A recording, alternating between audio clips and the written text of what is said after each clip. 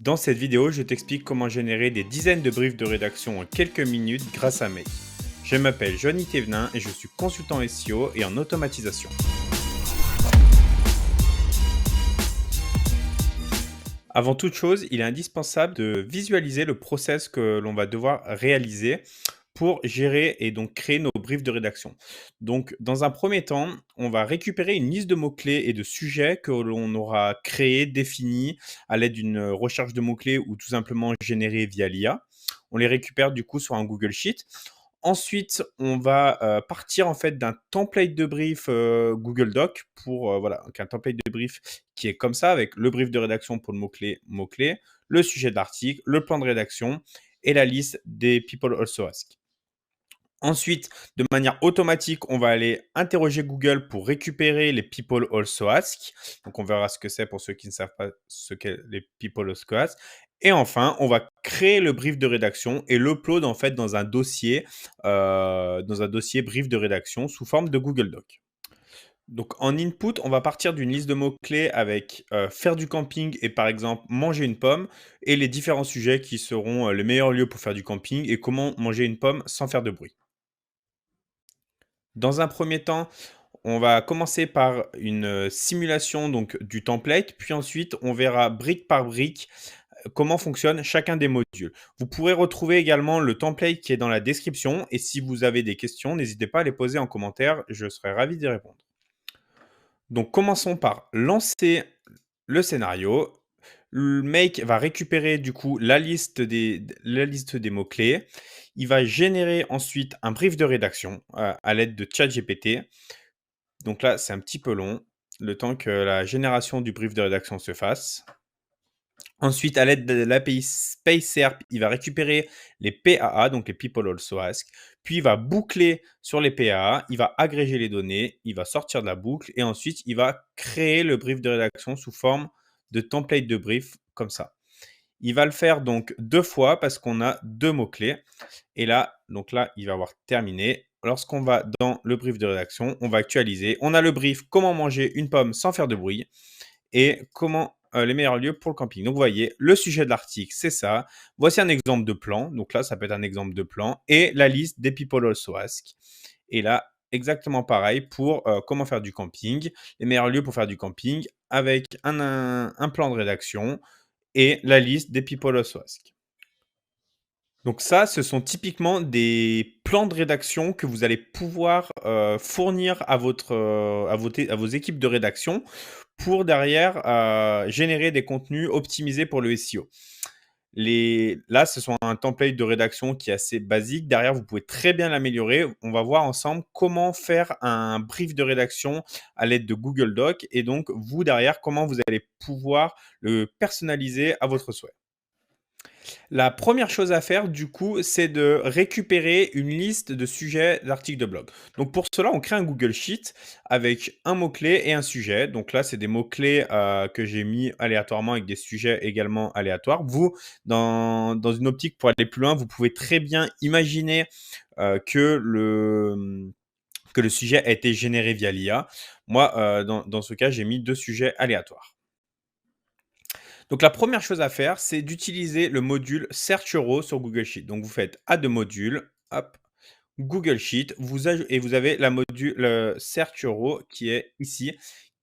Hop, bon, il faut connecter, qui va permettre en fait de rechercher des lignes. Donc là, vous allez ajouter votre connexion, vous cliquez sur Sign in Google. Si vous ne savez pas faire, j'ai mis à disposition une formation gratuite qui explique comment se connecter à Google, etc., avec le lien qui est dans la description justement. Du coup, maintenant, une fois que vous êtes connecté à votre module, vous avez le module Search Euro qui va permettre en fait de sélectionner votre spreadsheet qui est, moi, dans mon cas, le spreadsheet sujet. Et je vais lui dire, OK, tu me récupères toutes les lignes, toutes mes lignes.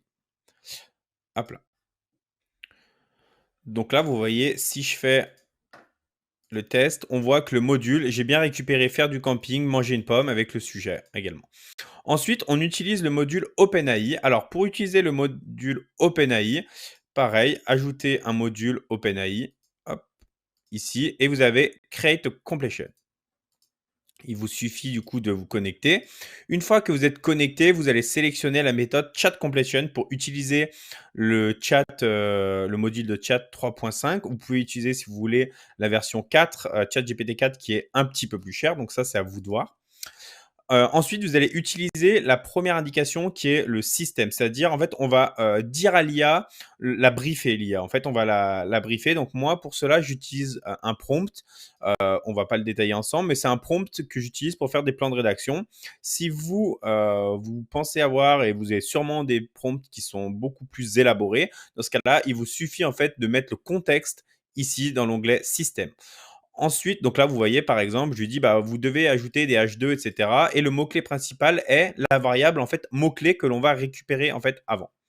Et ensuite, on lui ajoute, en fait, un rôle qui est user. C'est, en fait, la demande. On lui dit, OK, maintenant que tu as le contexte, OK, moi, ma demande de user, c'est crée-moi un article sur le sujet suivant, qui est, bah, du coup, le sujet qui se trouve dans la colonne B. Lorsque vous activez les paramètres avancés, vous allez pouvoir jouer en fait avec les différents modules en fait que l'API OpenAI propose, notamment la température, le nombre maximum de tokens, le top P, etc. Donc ça, je vous laisse vous renseigner sur sur la documentation d'OpenAI. Sinon, je vous conseille de mettre 0,7 et de laisser par défaut les stats. Ensuite, on va utiliser en fait la fonctionnalité de SpaceSerp, qui est une API qui va permettre en fait de scraper Google sans avoir des captcha. C'est une API qui se trouve sur AppSumo, qui est en lifetime, c'est-à-dire que vous payez 50 dollars, je crois, et vous pouvez scraper jusqu'à 15 000 requêtes par mois de manière illimitée. Pour utiliser en fait une API, on a le module qui s'appelle le HTTP et derrière, on a Make a Request. Make a Request, ensuite, il va falloir lire la documentation de l'API. Alors, soit vous êtes développeur et dans ce cas-là, vous allez pouvoir en fait la comprendre facilement. Sinon, vous pouvez fournir la documentation à ChatGPT, directement dans ChatGPT, et vous pouvez lui dire, bah, OK, voici la documentation. Et à partir de cette documentation, génère-moi en fait la bonne requête pour Integromat. Donc ça, c'est possible. Sinon, dans notre cas, l'API, alors donc moi je vous expliquais la documentation. En fait, l'URL, c'est ça. Donc ça, on la retrouve en fait dans la documentation qui vous dit, bah OK, fais API space search, API key égale XXX. Donc ça, vous rentrez votre API key qui va être donné. Q égale le mot-clé en fait, parce que Q étant la requête, donc la query.